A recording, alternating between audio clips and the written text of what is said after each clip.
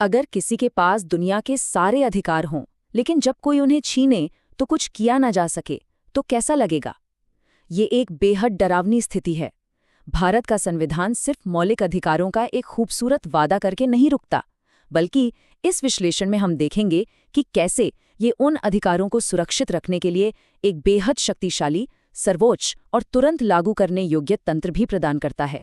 संविधान के मुख्य निर्माता डॉक्टर B.R. अम्बेडकर ने इस बात को बहुत गहराई से समझा था। उन्होंने बिल्कुल स्पष्ट शब्दों में कहा था कि कोई भी मौलिक अधिकार अगर उसकी रक्षा करने का कोई तंत्र ना हो तो वो पूरी तरह से शून्य है, उसका कोई अर्थ नहीं। और इसीलिए उन्होंने अनुच्छेद 32 को पूरे संविधान का सबसे महत्वपूर्ण प्रावधान माना। ये सिर्फ एक नियम नहीं है, ये संविधान की आत्मा है, इसका हृदय है। इसके बिना बाकी सारे अधिकार एक मृत शरीर के समान हैं। तो आज के इस सफर में हम इन्हीं पहलुओं पर चर्चा करेंगे। शुरुआत करेंगे संविधान की आत्मा से, उसके बाद बंदी प्रत्यक्षीकरण और परमादेश को समझेंगे, फिर प्रतिषेध और उत्प्रेषण पर आएंगे, अधिकार पृच्छा को जानेंगे और आखिर में जनहित याचिका यानी PIL के उदय की कहानी देखेंगे।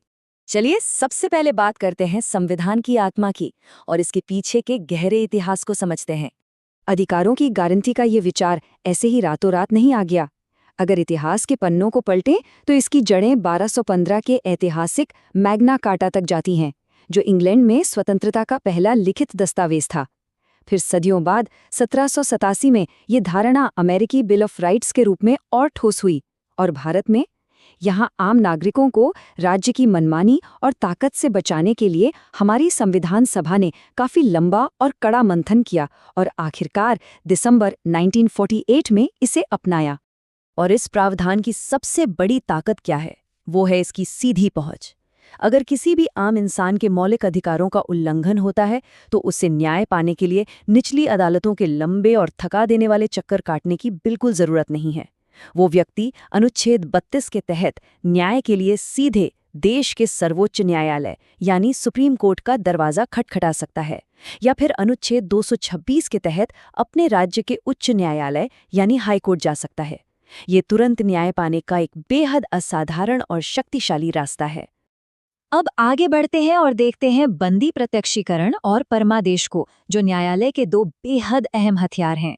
न्याय के इस तर्कश में सबसे पहला और सबसे प्रभावी तीर है बंदी प्रत्यक्षीकरण, जिसे हम लैटिन भाषा में हेबियस कॉर्पस कहते हैं। इसका सीधा सा अर्थ है शरीर प्रस्तुत करना। आइए एक उदाहरण से समझते हैं। मान लिया जाए कि पुलिस या कोई भी अधिकारी किसी व्यक्ति को गिरफ्तार करता है, लेकिन उसे 24 घंटे के अंदर मजिस्ट्रेट के सामने पेश नहीं करता। ऐसे में ये रिट एक संजीवनी बूटी का काम करती है। उस व्यक्ति के दोस्त या रिश्तेदार सीधे सुप्रीम कोर्ट में याचिका दायर कर सकते हैं और कोर्ट के पास ये असीम शक्ति है कि वो उस बंदी को तुरंत शारीरिक रूप से अपने सामने पेश करने का कड़ा आदेश दे सके। दूसरी महत्वपूर्ण रिट है परमादेश यानी मैंडेमस, जिसका अर्थ है हम आदेश देते हैं। इसका इस्तेमाल तब होता है जब सिस्टम अपना काम करने से मना कर दे। सोचिए, अगर कोई भ्रष्ट सरकारी अधिकारी बिना किसी वजह के ट्रेड लाइसेंस देने से मना कर दे, जिसकी वजह से काम करने के मौलिक अधिकार का हनन हो रहा हो। ऐसी स्थिति में ये रिट उस अधिकारी को उसका कानूनी कर्तव्य निभाने का सख्त आदेश देती है। हालांकि ये ध्यान रखना बहुत जरूरी है कि इसका इस्तेमाल देश के राष्ट्रपति या राज्यों के राज्यपालों के खिलाफ नहीं किया जा सकता। हमारा अगला पड़ाव है प्रतिषेध और उत्प्रेषण, जो अदालतों के आंतरिक संतुलन को बनाए रखते हैं। न्यायपालिका के इस आंतरिक सिस्टम में ये दो रिट्स अक्सर काफी भ्रम पैदा करती हैं, लेकिन इनके बीच का फर्क समझना सच में दिलचस्प है। प्रतिषेध यानी प्रोहिबिशन एक पूरी तरह से निवारक या बचाव वाला कदम है। ये किसी भी चल रहे अवैध मुकदमे को बीच में ही रोक देता है, बिल्कुल वैसे ही जैसे अगर किसी नाबालिग बच्चे पर गलती से वयस्कों वाली अदालत में मुकदमा चल रहा हो। दूसरी तरफ है उत्प्रेषण यानी सर्टियोरेरी, जो फैसला सुनाए जाने के बाद काम आता है। अगर कोई गलत फैसला दे दिया गया है तो ये रिट उस फैसले को पूरी तरह से रद्द करके गलती को सुधार सकती है। आसान शब्दों में कहें तो एक गलती होने से रोकता है और दूसरा गलती हो जाने पर उसे सुधारता है। जैसा कि इस जर्नल के अंश में देखा जा सकता है, उत्प्रेषण या सर्टियोरेरी जारी करने के लिए बहुत ही विशिष्ट और ठोस आधारों की जरूरत होती है। कोई भी ऊपरी अदालत इसे बस अपनी मर्जी से जारी नहीं कर सकती। ये रिट तभी काम आती है जब ये साफ हो जाए कि निचली अदालत ने अपने अधिकार क्षेत्र का सरासर उल्लंघन किया है या फिर बिना अधिकार क्षेत्र के ही कोई फैसला सुना दिया है। इसके अलावा अगर प्राकृतिक न्याय यानी रूल्स ऑफ नेचुरल जस्टिस को पूरी तरह से नज़रअंदाज कर दिया गया हो, तब भी इस रिट का इस्तेमाल करके पुराने फैसले को खारिज किया जा सकता है। अब आते हैं इस लिस्ट की आखिरी रीट पर, जो है अधिकार पृच्छा। अधिकार पृच्छा या को वारंटो का शाब्दिक अर्थ है किस अधिकार से। ये सार्वजनिक पदों को गलत हाथों में जाने से बचाने का एक बेहद असरदार हथियार है।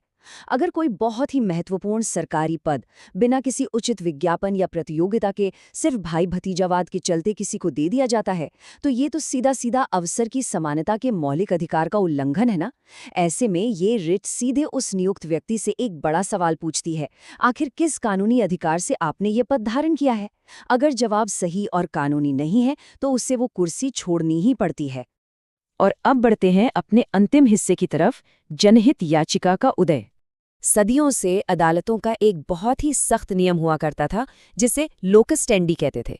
इसका सीधा सा मतलब ये था कि केवल वही व्यक्ति अदालत का दरवाज़ा खटखटा सकता है जिसके साथ खुद कोई अन्याय हुआ हो। पर भारत जैसे देश में इसका मतलब क्या था? यही कि लाखों गरीब और असहाय लोग न्याय से हमेशा के लिए वंचित रह जाते। इसी बहुत बड़ी खामी ने जनहित याचिका यानी PIL के ऐतिहासिक न्यायिक आविष्कार को जन्म दिया। इसने पूरी तस्वीर ही बदल दी, क्योंकि अब समाज का कोई भी जागरूक नागरिक किसी भी शोषित या वंचित तबके की तरफ से अदालत में आवाज उठा सकता है। ये वाकई एक गेम चेंजर साबित हुआ। इस बदलाव का असर कितना बड़ा था, इसे देखना हो तो इस ऐतिहासिक केस को देखिए। अब न्याय पाने के लिए भारी भरकम कानूनी दस्तावेजों की भी जरूरत नहीं रही। एक साधारण सा टेलीग्राम या जेल से लिखा गया एक छोटा सा पत्र भी रिट याचिका बन सकता है। ऐतिहासिक हुसनारा खातून मामले में ठीक ऐसा ही हुआ था। एक लेख और एक पत्र के आधार पर चली इस जनहित याचिका ने त्वरित सुनवाई यानी स्पीडी ट्रायल को एक मौलिक अधिकार घोषित करवा दिया। नतीजा ये हुआ कि बिहार के जेलों में सालों से बिना सजा पाए बंद अनगिनत विचाराधीन कैदियों को रिहा किया गया। ये न्याय की एक बहुत बड़ी जीत थी। हालांकि जनहित याचिका एक बहुत ही ताकतवर हथियार है, इसलिए अदालतों को झूठे दावों और अनावश्यक मुकदमों की भीड़ से बचाने के लिए सुप्रीम कोर्ट ने कुछ सख्त दिशा निर्देश भी बनाए हैं। PIL सिर्फ तभी सुनी जाएगी जब उसका असर लोगों की एक बड़ी आबादी पर पड़ रहा हो और वो लोग समाज के पिछड़े या वंचित वर्गों से आते हों। इसका इस्तेमाल तभी किया जाना चाहिए जब शोषण को रोकने के लिए न्यायिक हस्तक्षेप एकदम जरूरी हो या फिर हवा और पानी जैसे बहुमूल्य सार्वजनिक संसाधनों को बचाना हो। इसे किसी के निजी फायदे या सस्ती लोकप्रियता पाने का जरिया बिल्कुल नहीं बनने दिया जा सकता। तो इस पूरे विश्लेषण को हम एक बेहद जरूरी सवाल के साथ छोड़ते हैं। हमारा संविधान न्याय के लिए एक सच में अविश्वसनीय और मजबूत तंत्र प्रदान करता है, लेकिन कोई भी कानून या तंत्र तभी काम करता है जब एक जागरूक और सक्रिय समाज उसमें अपनी जान फूंके। आज हमारे पास ये 5 शक्तिशाली रिट्स और जनहित याचिका जैसे शानदार हथियार मौजूद हैं, लेकिन फिर भी सोचना